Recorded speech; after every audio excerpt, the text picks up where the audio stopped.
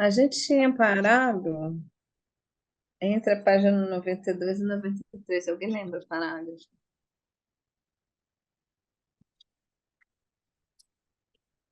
Eu não marquei meu livro. Eu tenho aqui grifado no o segundo parágrafo, no do 93. Ia Eu não- começar o terceiro. Agora eu não sei se alguém precisou mais. Então, bora daí. Eu acho que é isso mesmo. Quem quer ler, quem sente de ler. Posso ler um pouco. Tá bom. Às vezes, era uma imagem de outros seres desconhecidos que se apresentavam a mim durante o sono, como a do Japim Ayokorá. Os enfeites deles eram deslumbrantes, de muitas cores reluzentes. Sua dança de apresentação e seus cantos eram magníficos. Ao contrário dos demais, esse espírito não me dava medo. Sentia-me feliz por poder admirá-lo. Acontecia também de eu ver o espírito lua, que parece humano envolto por um halo de claridade intensa. Voava em minha direção e chegava bem perto de mim. E, de repente, começava a dar gargalhadas. Mostrava seus caninos proeminentes enquanto sua barba e seus cabelos luminosos tremulavam na escuridão. Depois, desaparecia de repente, do lado da jusante do céu, onde o sol se levanta. Alguém quer ler a Sônia? Normalmente eu leio as notas, mas eu estou super resfriada, minha voz está Ah, impossível. Eu posso posso ler. ler. Ah, Quem quer legal. ler? Sandra, pode ser. Pode ser? Só um minutinho. A montante do céu, o tu, Mozi, ora, é o oeste. A jussante do céu, o tu, Moci, couro, o leste. Pronto. Ainda me lembro dessa imagem que me apavorava tanto. Os seres desconhecidos que apareciam nos meus sonhos de criança eram espíritos chapiri, que me olhavam e se interessavam por mim. Naquela época, eu ainda não sabia disso. Todas as imagens que via em sonho me deixavam muito apreensiva. Só bem mais tarde, quando meus antigos me deram de beber o poder da Iapuana, compreendi que desde aquele tempo tinham vindo ao meu encontro para que eu me tornasse um xamã. Quando eu chorava ou gritava durante a noite, as pessoas de nossa casa costumavam ficar irritadas. Então, meu padrasto, com paciência, explicava a eles. Os espíritos olham esse menino e ele se comporta como um fantasma. Por isso, geme e fala durante o sono. Assim como minha mãe, ele cuidava muito bem de mim.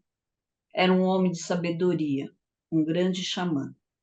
Quando eu acordava aos prantos à noite, ele me tranquilizava, dizendo: saia desse sono, volte desse estado de fantasma, não tenha medo.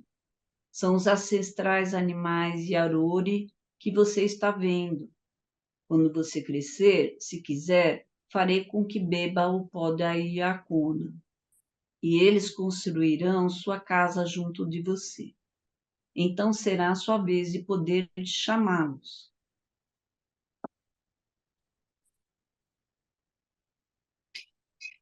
Essa casa, primeiro no peito do iniciante, antes de tornar-se uma casa cujo comieira está fincada no peito do céu. Vê capítulo 5. Depois fazia passes sobre mim com as duas mãos enquanto soprava. Eu ia me acalmando aos poucos. Porém, alguns dias depois, tudo recomeçava. Os chapiris voltavam a mim, incontáveis. Retomavam sua dança de apresentação numa luz ofuscante e desapareciam assim que eu acordava. Meu padrasto me consolava de novo. Não tema, você vai crescer e quando for adulto será um grande xamã. Deverás capaz, deverás capaz de fazer dançar os espíritos. Protegerá seus filhos e as pessoas de sua casa contra os seres maléficos e saberá curá-los quando adoecerem. Ao escutar essas palavras, eu me acalmava e voltava a dormir. Como eu, meu filho mais velho se inquietou muito durante a infância. Nunca teve o sono tranquilo. Os espíritos também tinham posto os olhos nele. Sonhava que caçava, que viajava, costumava ver os espíritos dançando à noite. Então eu dizia a mim mesmo que mais tarde seria a minha vez de fazê-lo beber Yacuã. Mas agora que ele se tornou adulto, não sei se ainda vê os chapiris durante o sono. Tornou-se professor e está sempre muito ocupado com as palavras dos brancos. Talvez tenha medo de esquecer os desenhos de palavras que aprendeu. O filho mais velho de Davi Copenhague, nascido em 1982, tornou-se professor de educação bilíngue em sua comunidade de origem e, mais recentemente, a partir de 2004, um dos quadros da Associação Yanomami, Utukara. Talvez tenha medo de esquecer os desenhos de... Só um pouquinho, Thelma, só um pouquinho. A gente pode fazer uma pausa aqui ou prefere terminar o parágrafo?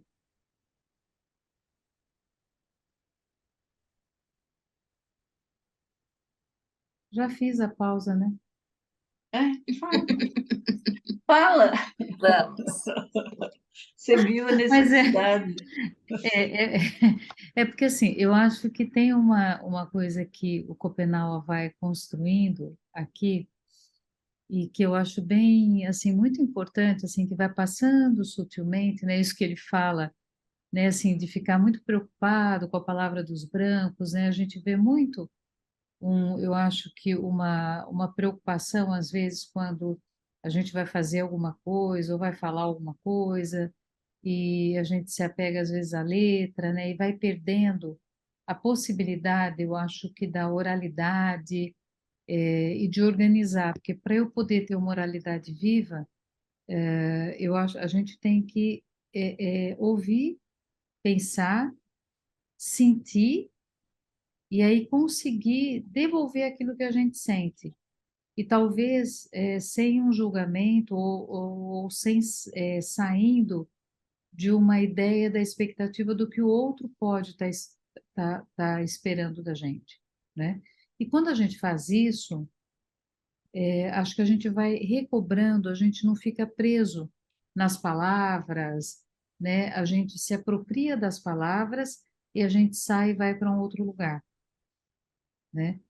E aí eu acho que essa coisa das palavras, ela também poderia ser pensado, né, como nós podemos nos entreter, né, com tudo, com a mercadoria, com as necessidades que nós não temos, e como com isso nós geramos o próprio sofrimento, né, acho que uma boa parte aqui é psi, né, trabalha e com a gente vê um sofrimento brutal, né, das pessoas, um sofrimento muito, que passa muito pelo desejo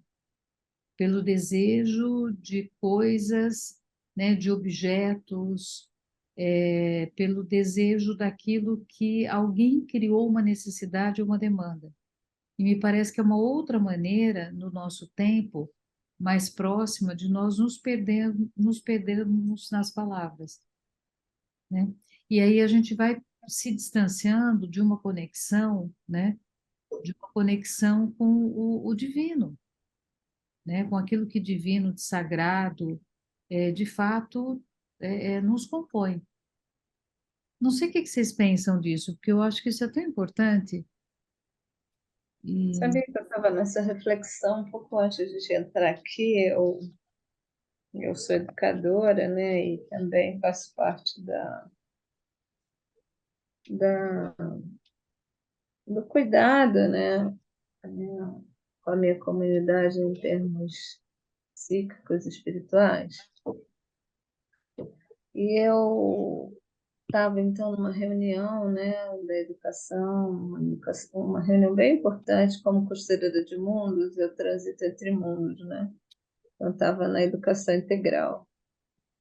E também tem um amigo que é escritor de livros e tal, da educação, e eu estava pensando sobre isso, porque eu estava numa reunião cheia de palavras, muitas palavras, e eu não via presença na reunião, sabe assim?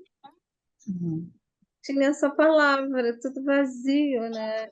E eu, e eu me organizei para estar nessa reunião, porque eu fui num evento bem importante, ia ser reunião de feedback. Eu não consegui falar nada, porque achei tudo vazio, sabe? Assim, de significado, de presença, né? Então, de repente, ouvindo aqui, né, o que me remete muito à cultura indígena da oralidade é a presença, porque se você não está presente, você nem fala nada, né? E aí fica um monte de artigo, um monte de falação, eu fico pensando, gente, para que tanta escrita, né?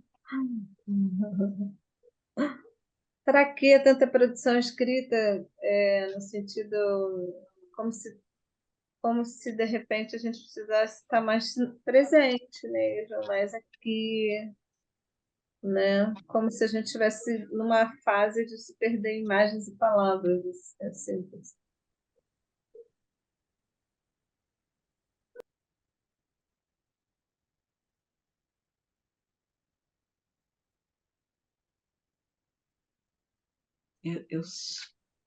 Ainda bem que você levantou isso, viu, Beth? Porque eu estava aqui, estava viajando nas imagens, mas aí essa, essa última frase, né, que está lá, né, que ele está preocupado com o filho dele, né, o filho dele se perdendo, né, porque, onde a gente já está, né, perdido, né, então, assim, acho que a gente vai se meio, sei lá, desnaturalizando, sabe, a gente vai saindo desse lugar que talvez a gente possa falar da natureza mesmo, né, mais próximo.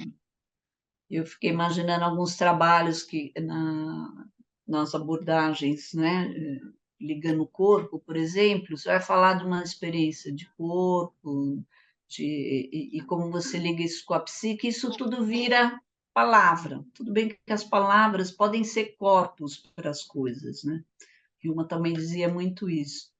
Mas a gente fica com o corpo vazio mesmo, como a Maria Graciada está falando, um corpo vazio, né?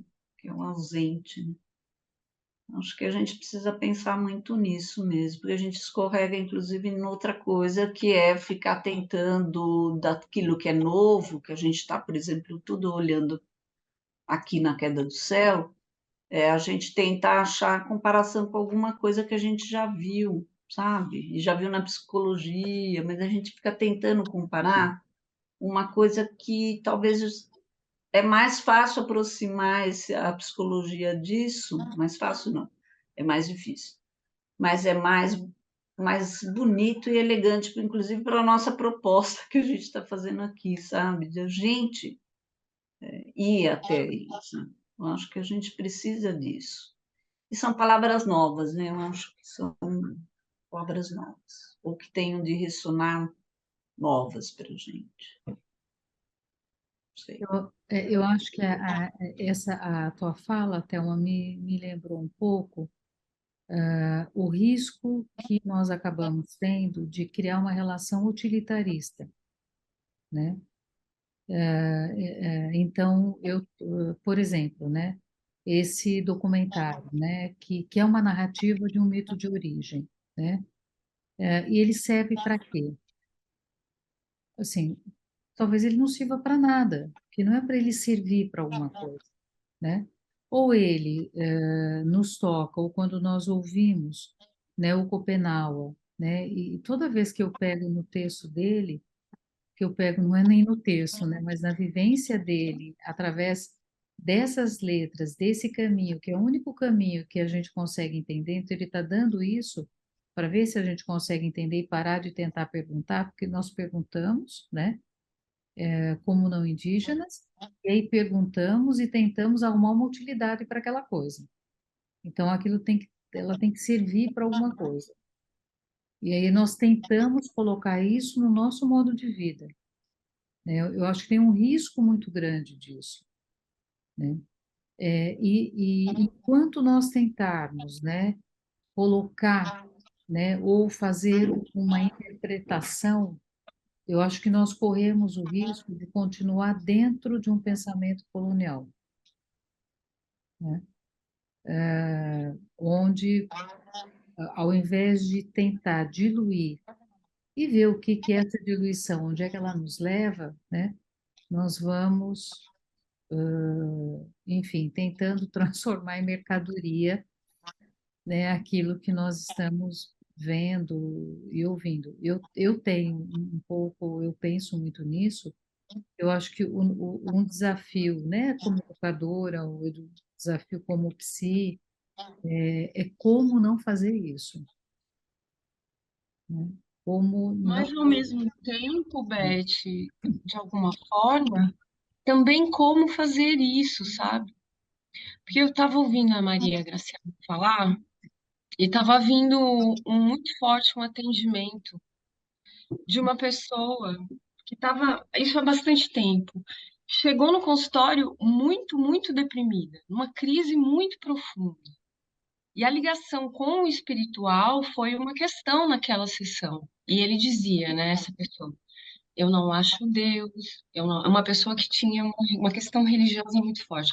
Eu não estou encontrando o espiritual, eu não acho, eu não acho, eu não acho. E ele tinha muitas pausas durante a sessão, muitas pausas, assim, 10, 15 minutos parado, olhando. E eu tentando, mas o que que você está sentindo? O que que você está sentindo? E num lapso de, assim, de presença, ele virou e disse assim, muito olhando no meu olho, Ju, eu não consigo falar palavras cheias. Era tudo vazio, né?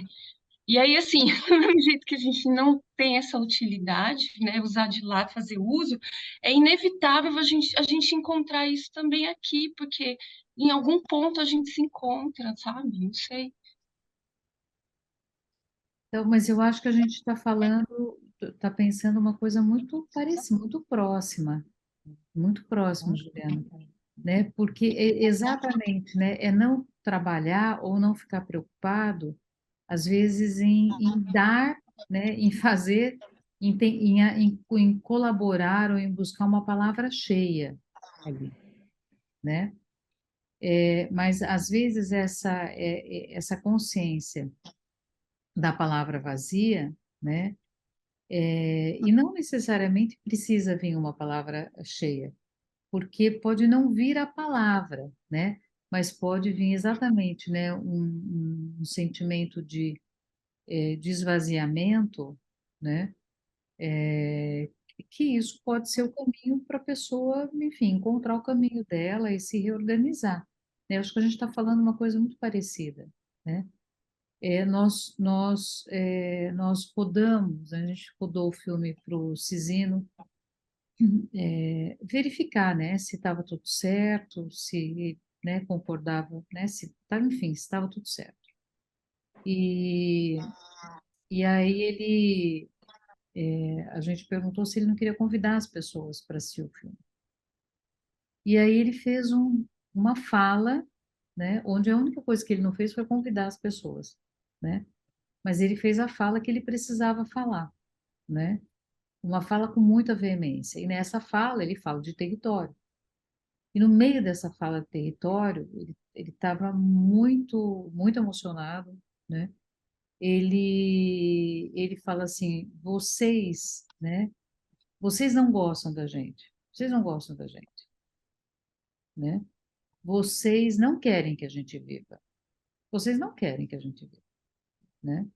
Ele falou, vocês falam que a gente é vagabundo, que índio é tudo vagabundo, que fica deitado e sentado lá, sem fazer nada. Ele falou, é isso que vocês falam da gente. Ele falou assim, mas ninguém perguntou por que que índio fica sentado. E se índio fica sentado? E aí ele segue, né? Então, assim, ele é uma pessoa que fala o português, né? Assim, com dificuldade. Com certeza ele fala o português muito melhor do que eu, pessoalmente, falo um monte de língua, né? Mas é isso, né? Ele falou assim, vocês nunca perguntaram, né? Por que que incomoda, em outras palavras, né? Ele falou, olha, por que que vocês são, né? Por que que vocês se incomodam tanto se a gente fica sentado? Isso é julgamento de vocês. Ele falou, por que que ficar, né? Quer dizer, ele disse com outras palavras, mas por que que ficar aparentemente sem fazer nada incomoda tanto?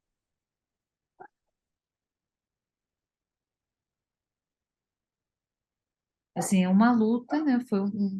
Uma das coisas, né, que ele colocou foi o direito de viver da maneira que está ok, da maneira que compreende, que sente que é a vida. Eu acho que a gente está falando a mesma coisa.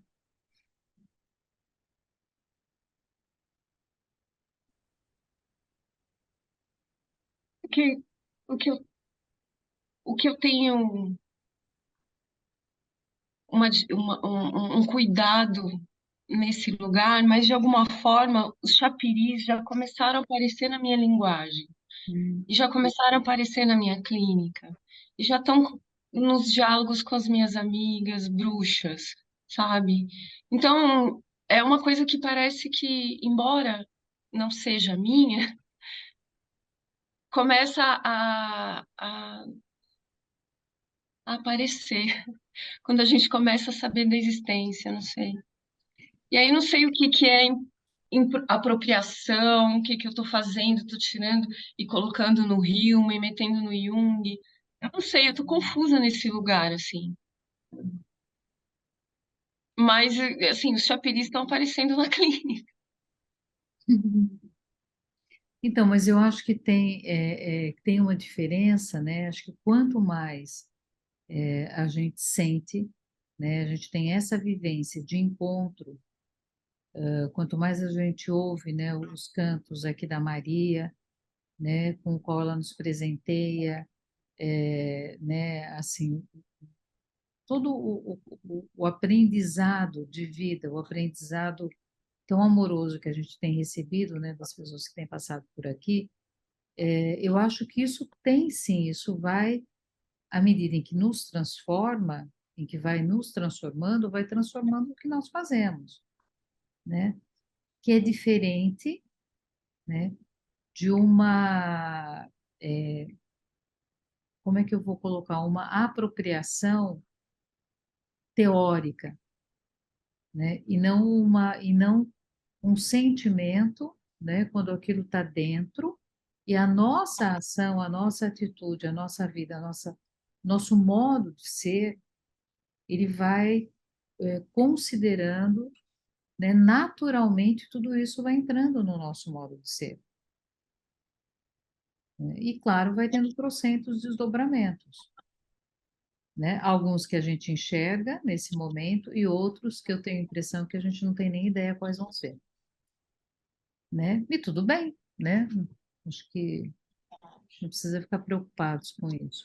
Mas eu acho que a diferença, né, é de eu tentar teorizar isso e pegar essa teoria e tentar justificá-la dentro de um molde. É isso que eu estou querendo trazer. De quando a gente pega isso, né, o que a gente sente, o que gera uma mudança, o que vai provocando uma transformação, e a gente tenta enquadrar isso em alguma coisa. É diferente, acho que, de reconhecer o que está acontecendo, essas transformações, e que bom, né? Se a gente está mudando, que bom, né? Eu acho, né?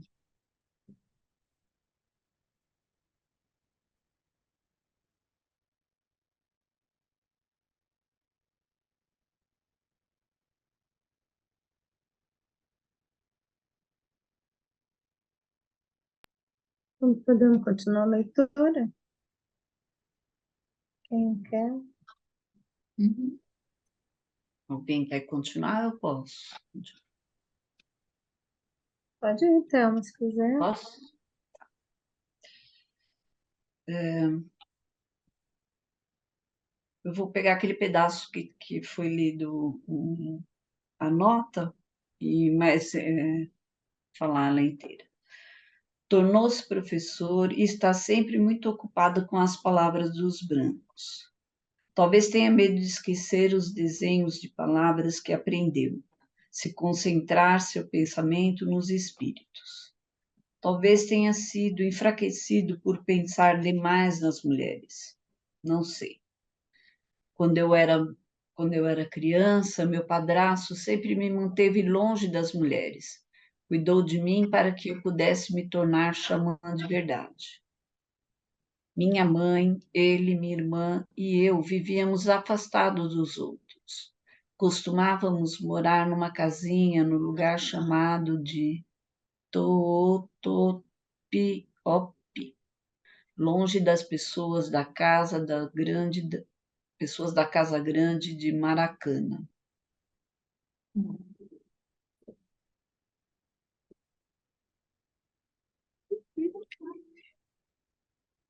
Em 1961, o padrasto de Davi Copenau separou-se do resto do seu grupo, que permaneceu no alto do rio Tututubi. Comunicação pessoal. B. Hartmann, missionário da missão Novas Tribos, que encontrou Davi Copenau, menino, no final de 1960. De modo que eu não vivia na companhia de suas filhas e irmãs. Por isso, quando criança, eu temia as mulheres. Quando acontecia de eu me encontrar perto delas, dizia: não se aproximem. Não quero sentir o cheiro das folhas de mel puana que enfeitam os seus braços. Eu viraria a cabeça e ficaria enjoado. É verdade, o perfume dessas folhas afugenta os espíritos que temem aquelas que as usam, como se fossem seres perigosos. Se os rapazes começarem a copular cedo demais, os espíritos não virão dançar para eles. Ficam enojados com seu cheiro de pênis e os consideram sujos. Não vêm mais visitar seus sonhos. Do mesmo modo, detestam os jovens caçadores que comem suas próprias presas. Esses também não sonham. É indigno para um caçador Yanomami comer seus restos. Anase Vamu, eu não sei se estou pronunciando correto, ou trazer de volta a si Coamu, isto é, consumir suas próprias presas. Correria o risco de ficar com sono o tempo todo, com a vista embaralhada e condenado a voltar da casa sempre de mãos vazias. Cira. Assim, os caçadores costumam trocar suas presas na floresta, antes de voltarem para casa. Caçadores solidários dão o que caçaram às suas esposas e filhos. Vê acerca disso o capítulo 23. Assim é. Os chapiris preferem os meninos que crescem sem olhar para as mulheres. Quando se é jovem, o bom é andar sempre na floresta. É ruim ficar pensando o tempo todo em mulheres e em comer as suas bufas. Na vai, comer a vulva é a expressão que designa usualmente uma relação sexual. É deplorável passar as noites e desejá-las a ponto de atravessar a casa engatinhando para encontrá-las escondidas em suas redes. Atividade favorita dos adolescentes, um tanto arriscada quando pais ou maridos têm o sono leve. Melhor preocupar-se em ser bom caçador, sempre ficando atento à caça na floresta. Só desse modo um rapaz pode agradar aos espíritos, que então virão a ele por pensar que ele lhes pertence. Assim, mais tarde estarão dispostos a dançar para fazer dele um xamã. Foi o que aconteceu quando eu era menino.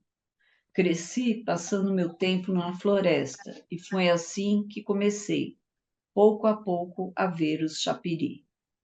Ficava concentrado na caça e, durante a noite, as imagens dos ancestrais animais se apresentavam a mim. Seus enfeites e pinturas brilhavam de modo cada vez mais nítido em meus sonhos. Podia também escutá-los quando falavam e quando gritavam. Esse tipo de coisa acontecia muito às crianças dos nossos maiores, no tempo em que os brancos ainda estavam longe da nossa floresta. Mas, desde que eles se aproximaram de nós, os meninos e os rapazes não são mais como éramos antigamente. Hoje, é comum terem medo do poder da Yakuna. Temem morrer e às vezes chegam a mentir para si mesmos, pensando que um dia poderão virar brancos. Em função dessa preocupação, Davi Copenhague e seu sogro fizeram de sua comunidade um verdadeiro centro xamânico no início de 2010. Eu não sei, Eva Batoriki contava com 16 xamãs para uma população de aproximadamente 180 pessoas. Quando eu era menino, também costumava adoecer. Era muito frágil. Os seres maléficos da floresta e os da epidemia não paravam de implicar comigo. Com o tempo, os xamãs começaram a se cansar de trabalhar tanto para me curar. Então estenderam minha imagem numa tipóia Yaramashi e a esconderam na casa do espírito morcego. A salvo na escuridão, ficava fora do alcance dos predadores. Por mais que eles procurassem por toda parte, não conseguiam mais encontrá-la. Assim faziam os antigos xamãs. Para protegerem as criancinhas das doenças, eles às vezes também as escondiam na canoa do espírito Anta. Deixa eu só interromper rapidinho. Alguém quer comentar alguma coisa do que foi lido anteriormente? Porque aqui já começa a abordar outra cosmopercepção, né? Porque a mim me chama muita atenção, né? Foi transpassada essa semana por uma experiência bem traumática no território, que diz respeito a essa cosmopercepção da sexualidade, né? Então, você imagina o que que é para eles dentro dessa percepção, né? A invasão toda do território e os estupros, né? Como isso muda completamente ao bem viver, né? Eu, eu sinto que a gente tem que falar dessas coisas, porque senão a gente fica sempre num mundo que é lindo, mas também que a gente enfrenta mazelas muito sérias, né? Então, acho que a gente tem que falar dessas coisas, né? Não sei o que que vocês sentem, mas eu me vi atravessada por isso aqui. Me atravessa quando a pureza e a beleza vão sendo corrompidas por invasões, né? Isso é muito triste.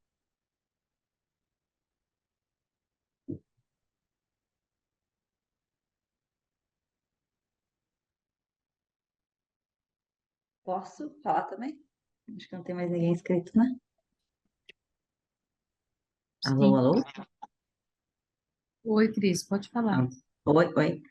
Não, é que esse tema me toma muito, né? Dessa questão, né, de colocar a mulher como algo, né, digamos assim, objetificado, colocar a sexualidade como algo do mal, né? Mas é importante também ver como as coisas estão acontecendo na vida real nos territórios, né? Esse sábado para domingo a gente teve uma vivência aqui no Rio de Janeiro mesmo, né? Mas, claro, num lugar um pouco mais afastado, enfim, com duas lideranças feministas, né? Uma do Xingu e a outra Ticuna. E foi muito bonito ver elas falando da luta delas para que elas e as filhas não precisem mais se casar com casamentos arranjados, né? Então, a Ticuna foi um pouco mais fácil, enfim, porque o pai dela já era um cara que trabalhava na FUNAI, então tinha uma compreensão, então ele mesmo viu que para eles conseguirem proteger o território ia precisar que as filhas entrassem, os filhos também, né, entrassem em contato com as letras, então todos foram estudar, foram, né, se formar, como se diz, né, para que conseguissem, né, fazer essa luta fora do território também. E a outra, na terra do Xingu, já um pouco mais ter que enfrentar um pouco mais a ferro e fogo mesmo essas situações, né? A gente ter que proteger as meninas do território, ter que tirá-las às vezes do território, né? Mas diziam para ela que ela, como ela tinha se separado, que ela nunca mais ia se casar, e ela se casou de novo, né? Então é bem importante também pensar que não são os indígenas não são sujeitos a históricos, né? Eles também vão se desenvolvendo no tempo, né? Tem instrumentos que a gente diz que são indígenas, que quando a gente vai ver a história daquele instrumento, ele veio da Europa lá em 1500, que foi tão incorporado há tanto tempo que já né? Quando a gente olha hoje, a gente acha que já veio de uma tradição indígena, quando não. As músicas também são atravessadas, né? E o tempo todo, né? Tem as comunidades, sim, né? São mais que não têm contato, enfim, mas as outras são muito perpassadas, né? No Rio Grande do Sul, na década de, pensar que, final dos anos 90, início dos anos 2000, não me lembro exatamente quando, a gente tinha muito problema, né, com as feministas, com os indígenas que estavam muito urbanizados, que passavam por muita questão de álcool, de drogas, e aí vinha muitos estupros das mulheres indígenas, né, tinha uma questão de criminalizações junto, e como, né, fazer esse trabalho, né, como proteger os indígenas sem oprimir as mulheres, era uma equação política que era muito difícil de fazer, né, porque ao mesmo tempo que você não pode ir para dentro do território, com a lei dos brancos, também você precisa proteger essas mulheres que estão sendo oprimidas, né? Então era uma disputa política bem grande que a gente tinha no território, né, de Porto Alegre, especialmente ali, que tinha essa coisa bem, né, da violência branca, né, através do álcool e das drogas inserida dentro do contexto do aldeamento ali, né?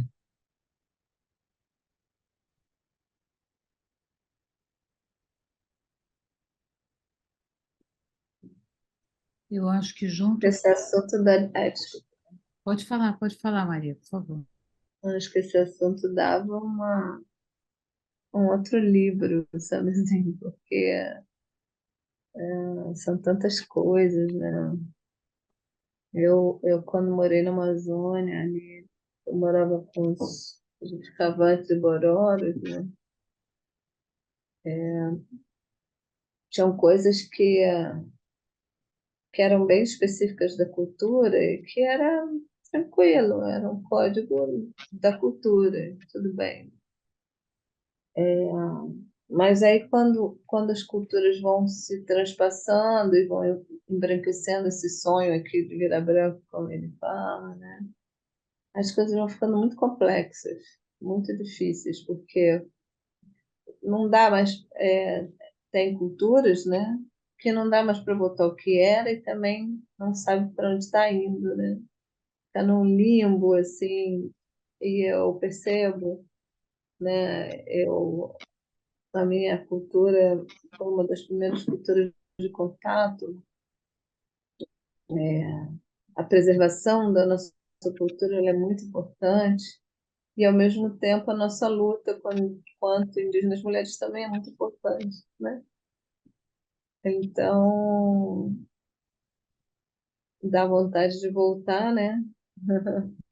No tempo, quando as coisas eram estabelecidas, tipo, a mulher tinha seu lugar, né? A mulher tinha seu lugar de, dentro da minha cultura, as mulheres eram os seres que traziam o divino, a espiritualidade, e os homens eram os que iam atrás do alimento, cuidavam do bando, originariamente, né? E dá vontade de voltar nesse tempo, né? Porque acaba que é um limbo, né? A gente fica no limbo. E a única forma de preservar isso é realmente através da manutenção da nossa cultura e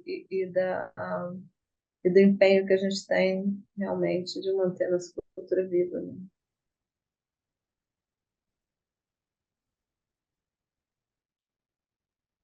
Posso fazer uma pergunta? Porque tinha essa divisão sexual do trabalho, né? Que você falou, as mulheres cuidavam do espiritual e os homens do material, assim, numa divisão muito, né, simplória aqui para o nosso tempo. Mas tinha uma hierarquização do que era mais importante, esse que faz bastante diferença, né? Não, nenhuma. Cada um tinha seu papel, né? Então as mulheres traziam as mensagens do divino e estavam ali meio com as crianças e tal, né?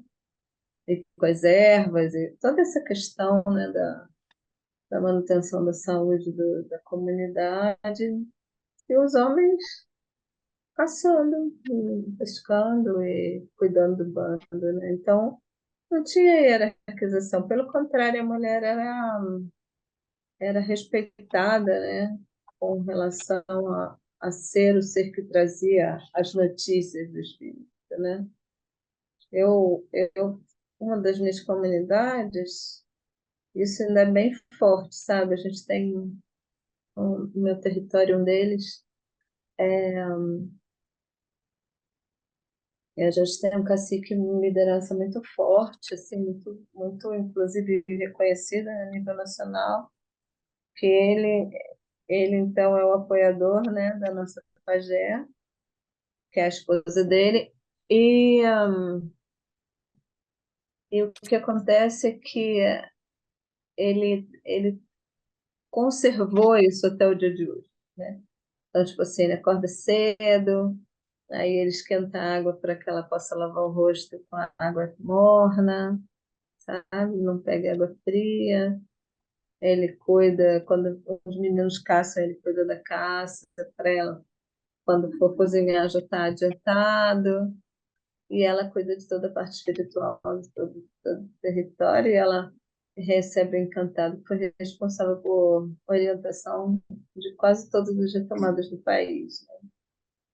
E só no território foram 396 retomadas. Então, isso está bem vivo num dos nossos territórios, entendeu? E é bem lindo de ver, assim, e tudo muito equalizado, né? Mas isso é raridade, né?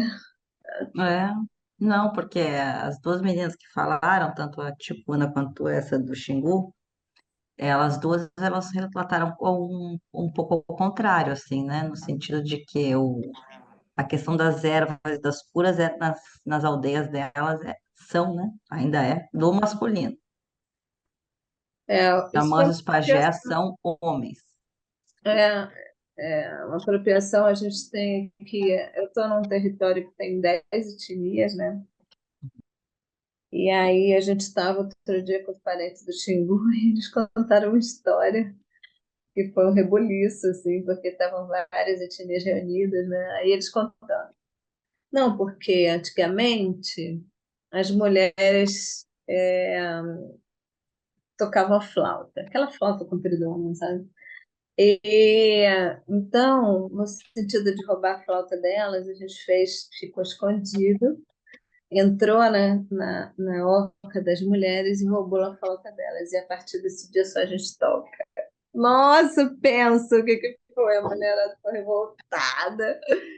E é isso, né? Eu faço parte desse movimento das indígenas mulheres, da nossa autoafirmação e tal. Mas elas são profundas, né? Mas existem esses casos, sabe? Dessa preservação, desse respeito, dessa... Existe ainda, né? Mas eu acho que esse embranquecimento dos territórios, né, no sentido não cromático, é bem complexo. É bem complexo, né? A nossa luta é que pela juventude, né?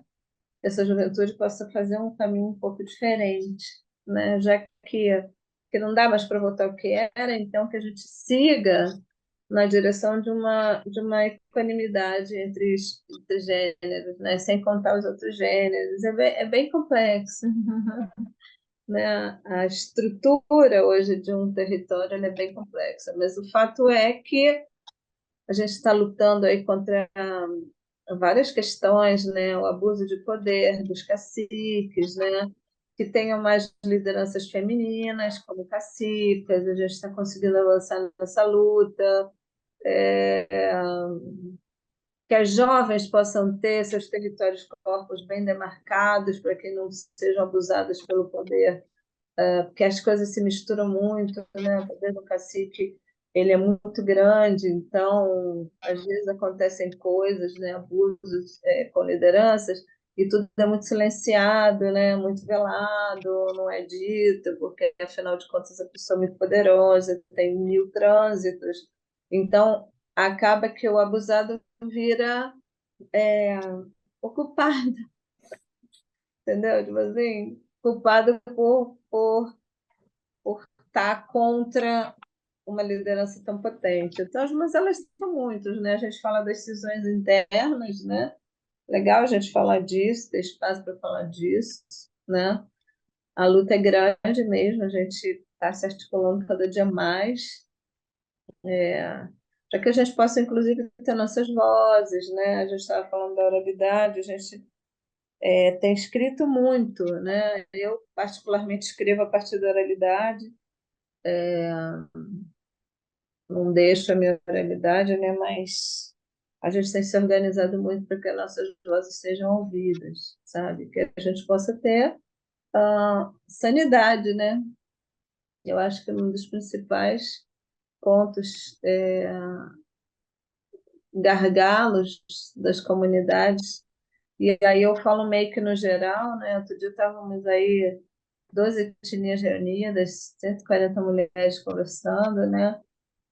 Todas elas, em todos os territórios de saúde mental, têm sido muito afetadas, né? Muito mesmo, assim, uma coisa absurda, por conta de todas essas questões, né?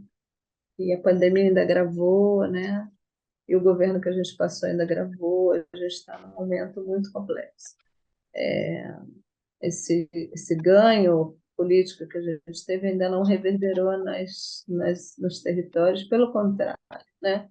Acho que aumentou a violência nos territórios, o feminicídio aumentou, o assassinato de jovens aumentou, né? Nas nossas realidades aqui. Então, é uma luta. Estamos em luta não só por terra e território, mas por território e corpo, por demarcação, por não marco temporal, luta constante, diária, por coisas básicas, mínimas, assim, mínimas, coisas mínimas.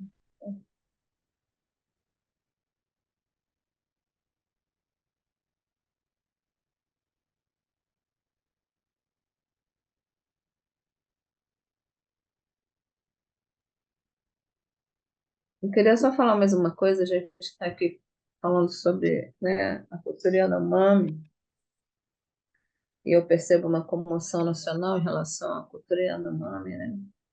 Mas a gente tem muitas realidades iguais dos Yanomamis no território nacional. Estava compartilhando com a Beth outro dia. Nós estamos aí numa luta com as Machacalia, né? Que a terra foi totalmente devastada, uma terra demarcada e a FUNAI toma conta, mas não é um posto da FUNAI ainda, então não tem nem cerca em volta desse território, as crianças nuas, entendeu? Passando frio, porque é um lugar frio, aí não tem CESAI, não tem o apoio da saúde indígena, e aí eles ficam todos amontoadinhos assim para não passar frio à noite, sem recurso financeiro, sem condição de plantar, porque a terra foi devastada. Então, tem muita mazela mesmo dos Yanomamis, entende? Então, a gente vai tá numa luta aí para suprir, mas tá ali, né? Até conversando com a Besta, a gente fazer uma campanha. Então, tem muita coisa acontecendo, né? Muita coisa mesmo. Acho que essa coisa dos Yanomamis surge como um grito de alerta, né? Mas existem muitas outras realidades iguais ou piores das deles.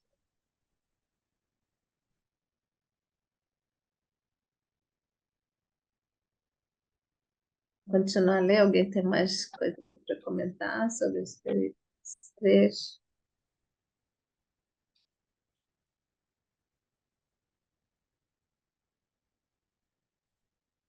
Quer falar, Beth? Não, Beth? eu acho que não, eu acho que vocês, eu acho que abarcou o que eu ia colocar. A única, bom, já estou falando, né? A única coisa que eu acho que junto, né, com essa questão é a criação da pobreza, né? Como que a, a, a colonização e a manutenção, né? Eu acho que de algumas relações, né, nos ordenamentos, gera a pobreza e a miséria, né? E acho que esse é um outro assunto importante, um outro tema também importante para a gente pensar, né? As responsabilidades, né, que a gente tem também nessa área, né? Principalmente com as saídas, né, dos territórios, as vindas para a cidade. Eu acho que tem uma responsabilidade importante presente, mas é só isso. A Krenak fala que a sociedade moderna não cria pobreza, né? Ela cria o pobre. E o pobre se multiplica. E a multiplicação do pobre gera pobreza, né? E essa questão que você colocou é outra questão séria, que são as indígenas do contexto urbano. Aliás, eu vou fazer um convitinho aqui, aproveitando esse breve tempo, a gente vai ter a Caminhada da Paz, dia 16, ali em Heliópolis, e a gente está num ativismo de formar uma aldeia urbana dentro de Heliópolis, né? Muito pensando nos nossos parentes de contexto urbano periférico. E estamos no movimento nacional de êxodo urbano, criando estruturas na área rural, aqui na Bahia especificamente, né, o que a gente está atuando, criando condições para que nossos parentes possam retornar para os seus territórios. Então, estamos aí numa luta bem grande, os indígenas de contexto urbano também, né? Então, quem quiser somar conosco, vamos estar lá na Caminhada da Paz em Heliópolis, dia 16, 1 hora. Eu posso botar no nosso grupinho de informação, mas a ideia é que a gente mobilize, né? Ano passado deu 3.000 pessoas na caminhada, e esse ano a novidade é que a gente da Teia dos Povos vai fazer uma ala só da Teia, no sentido de amparar e mobilizar nossos parentes em contexto urbano. Criar um movimento indígena dentro de Heliópolis.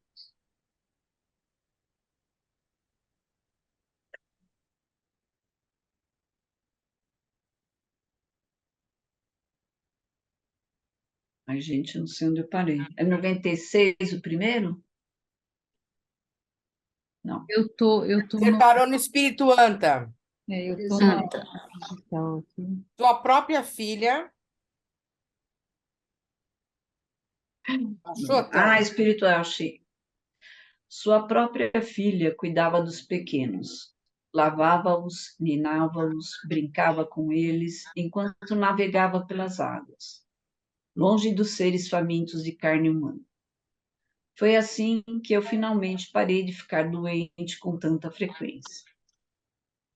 Conforme tiravam as doenças de meu corpo com seus passes, os xamãs mais velhos de nossa casa iam também colocando em mim, aos poucos, as imagens de enfeites preciosos que são os do Chapiri.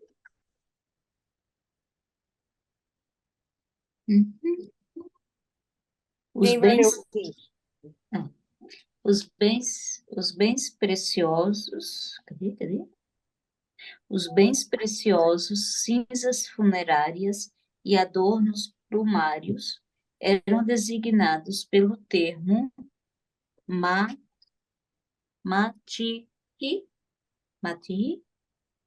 que atualmente costuma ser empregado também para as mercadorias dos brancos. Lê capítulo 19. Amarraram em meus braços braçadeiras de crista de mutum e botaram nelas penas caudais de arara. Colocaram penas de papagaio nos lóbulos de minhas orelhas. Cobriram meus cabelos de penugem branca e amarraram uma faixa de rabo de macaco puxiune negro em torno da minha testa. Nenhum desses enfeites era visível aos olhos de fantasma de gente grande, mas suas imagens estavam lá, presas a mim com firmeza, e protegiam o menininho que eu era. Alertavam os espíritos quando seres maléficos se aproximavam. Eles então tinham tempo de avisar seus pais, os xamãs, que assim poderiam afugentá-los a tempo.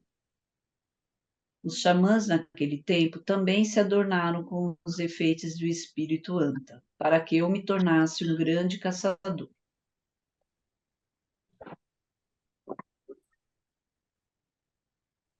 Os caçadores de anta gozam de especial prestígio. De fato, são poucos os homens capazes de seguir a complicada pista deste animal. A perseguição de uma anta ferida pode durar dias. Pois quando um rapaz usa esses objetos preciosos, as antas se apaixonam por ele, preferem-no a qualquer outro. Quando vem andando na floresta, pensam: que caçador magnífico! Está à minha procura? Devo ir em sua direção? Não, é uma afirmação. Está à minha procura e devo ir em sua direção. Sem isso, nenhuma anta iria se deixar flechar com tanta facilidade, só para aplacar a fome de carne dos anciões. Assim, acho que os xamãs amarram esses enfeites no braço dos meninos para que mais tarde caçem para eles e não lhes falte carne de caça na velhice. Graças a todos esses enfeites, os Chapiri me olhavam com carinho e eu sempre via suas imagens em sonho. A vinda dessas imagens coloca as crianças em estado de fantasma durante o sono, como acontecia comigo. Isso também aconteceu com a mais velha de minhas 3 filhas. Penachos de penas paixi dos espíritos foram colocados nela também quando ainda era bebê. Ela sonhava muito e muitas vezes gritava de medo durante a noite. Entrava com facilidade em estado de fantasma. Poderia ter se tornado xamã.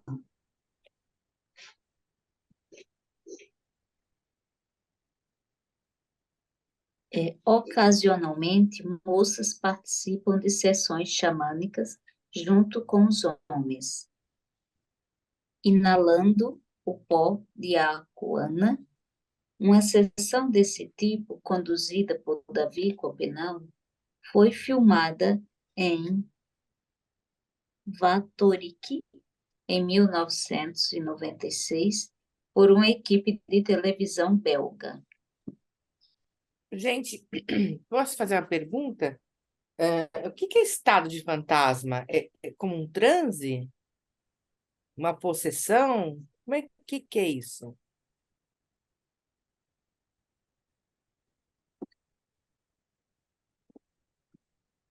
É como se fosse um transe mesmo, né? Quando eles entram em estado alterado de consciência. estado de fantasma como se fosse um estado espiritual, fora do corpo, né?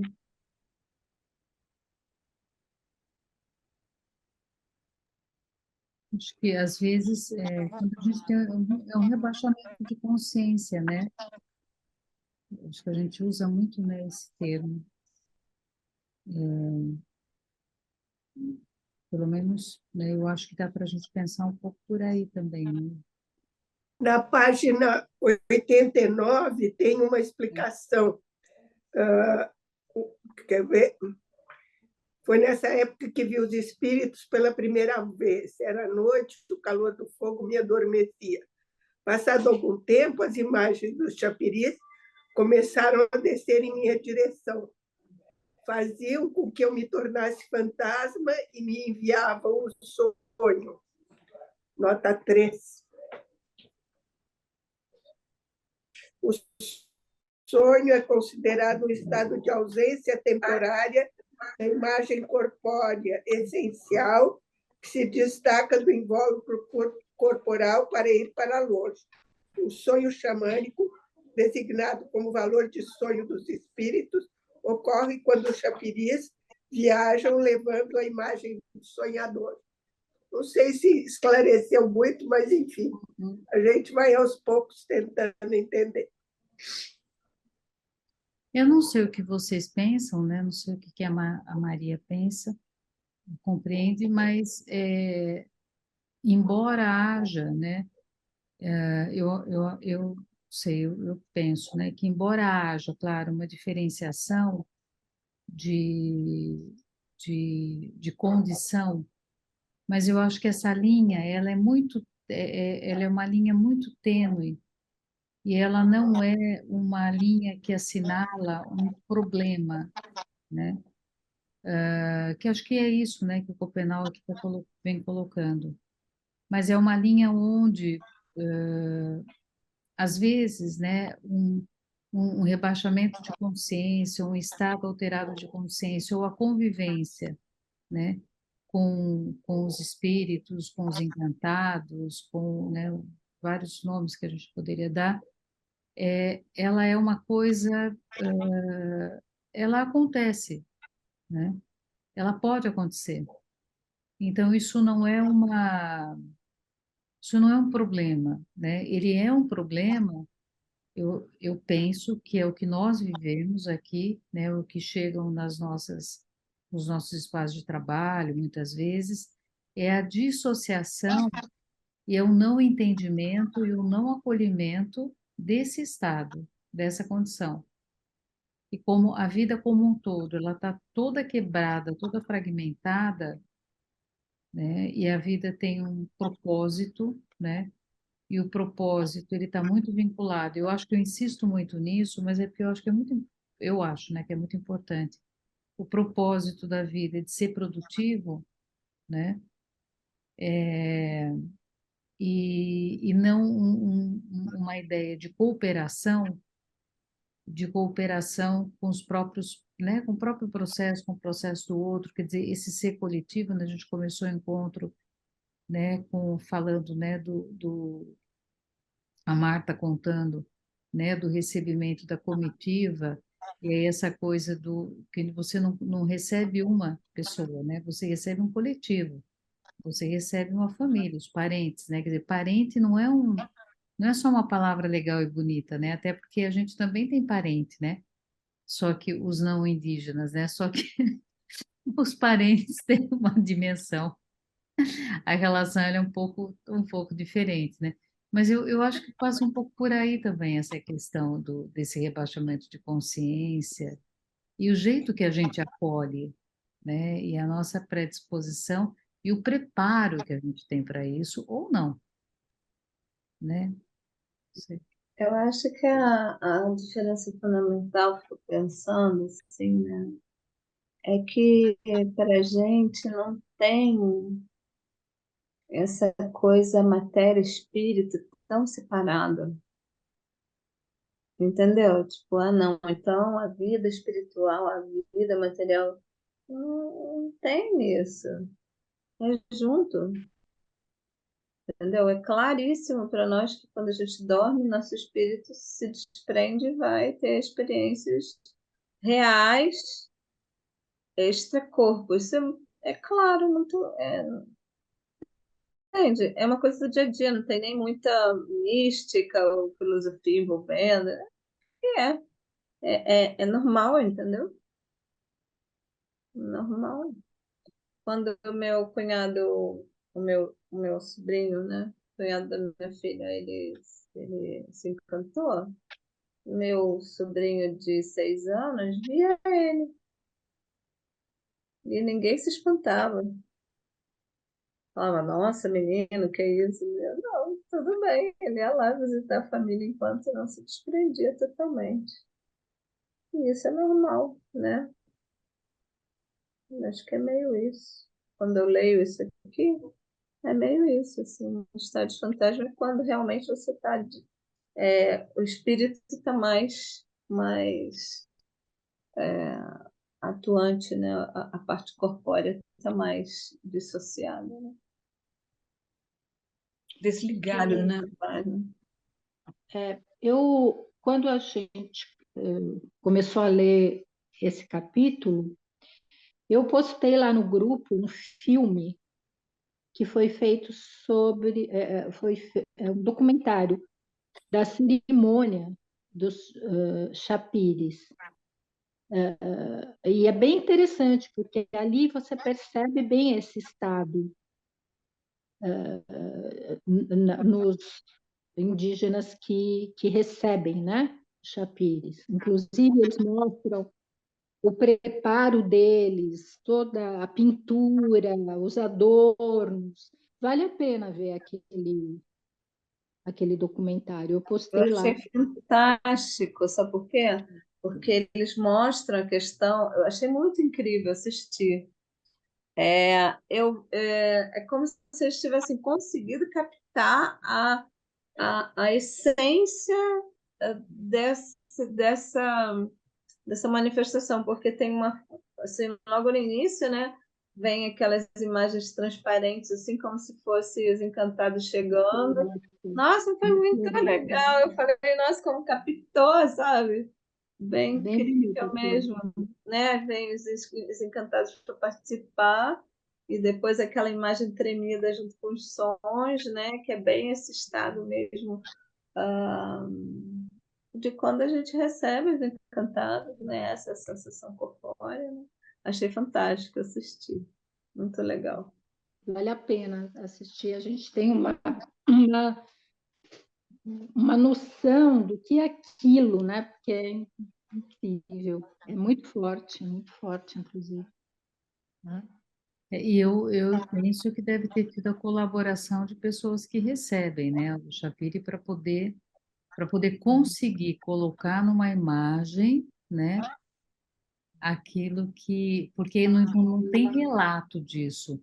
Relato eu acho que não é suficiente, né? De algum jeito, alguém que recebe ou alguém que recebem participaram, porque você não conta isso para alguém.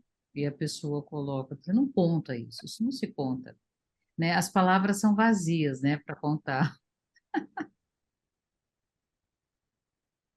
Alguém sabe quem é o cineasta que dirigiu? Porque Tá, daí o cineasta. tá lá na Na descrição, né? Ele começa o vídeo falando. descrição por aí. Ah, Cineasta, é o isso. nome dela é uma moça, são 2 ou 3. Eu sei que uma é uma mulher Uhum.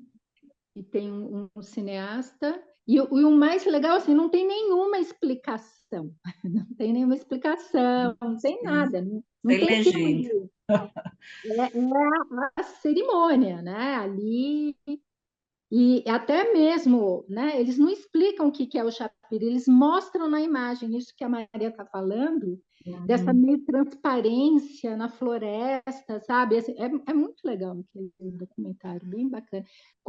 Depois que eu assisti, fez um baita sentido para mim esse capítulo. Ah, Você falei, sabe que nossa, a gente está fazendo um documentário lá na nossa aldeia com uma repórter da Time, a gente está fazendo uma cobertura sobre a nossa parteria tradicional, né, que toda com os encantados, né, as parteiras são encantadas. E ela foi então numa cerimônia nossa, né? E aí a gente não explicou nada, porque é o que a Beth falou. Falou o quê, né? A gente só falou, olha, os encantados vêm, né? E provavelmente eles vão querer falar com você, porque a gente não faz nada sem os encantados darem ok, né? Então ela ia começar um projeto, ela tinha que falar com ele. E foi muito legal, porque depois ela traduzindo o que ela viveu, né? Ela falou assim, gente, eu olhava assim para a parteira, era outra coisa mesmo. Porque a nossa parteira é bem anciãzinha, né? Bem velhinha, e quando ela recebe ele, nessa cerimônia, ela recebeu 5 encantados. Né? E ela falou: Nossa, um deles era forte, era bravo, andava. Ela não tem essa mobilidade, então eu achei muito legal. Foi a ótica dela, né? Assim, e é isso, né? Bem claro tudo quando acontece, né? Não tem. E é legal a experiência viva, porque traduzir isso é impossível, não tem palavra mesmo, né? Mas eu achei que essas imagens foram bem legais, bem legais. Eu, inclusive, propus para ela assistir, né, para ela compreender, ter uma compreensão estética, né, do que é a cerimônia, né? Muito massa. Independente, eu acho, da cultura, né? Todos que vivem essa transcendência. Acho que ela traduz muito, independente se lá eles usam rapé, né, que eles chamam de. Eu nunca lembro o nome, mas né, o sopro, outras culturas usam outras coisas e tal. Mas o estado de transcendência ele é assim, intraduzível em palavras, né? E a Gente, acho que chegou o nosso horário, né? É,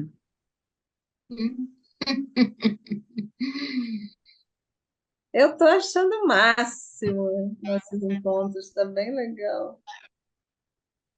Estou gostando bastante. Eu Bem, também. aí foi muito sincrônico, né? Essa coisa dos chapires caírem para mim, porque isso é uma realidade tão viva na minha cultura. Eu fui criada assim desde a infância, né? Isso é ancestral na minha família. Então, sei lá, parece que eu não sei se eu consigo traduzir em palavras, né? Mas estou reverberando aí para vocês o sentimento dos chapires. mas Maria, eles não caíram, não, tá? Eles foram escolhidos, tá? Ah, é? Eles não Ai, caíram, não, tá? Eles foram não escolhidos. caíram. Não. Eles caíram, mas escolhidamente. Beth estava na sintonia fina, né?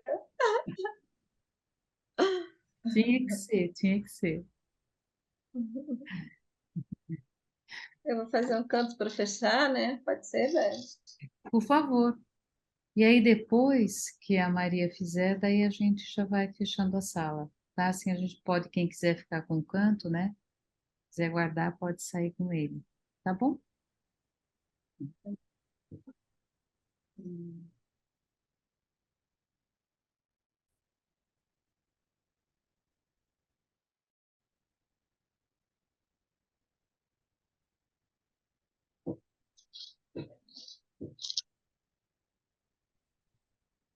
Kanang patasipetoy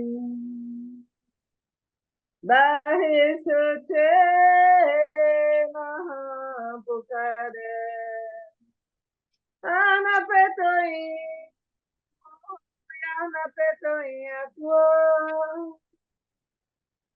anapetoy saradaha supihare kahapite sirata kahapite sirata kahapite sirata jahawisha por wite maior Kana patasipetum bahisute Pukare, Anapetoi,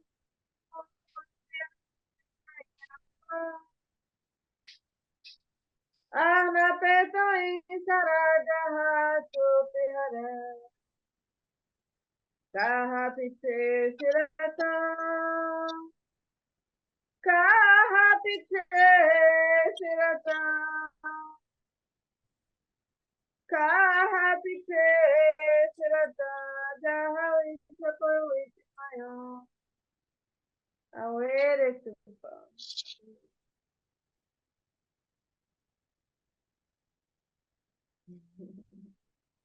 Awere, até a próxima. Tchau, obrigada. Boa noite. Boa noite.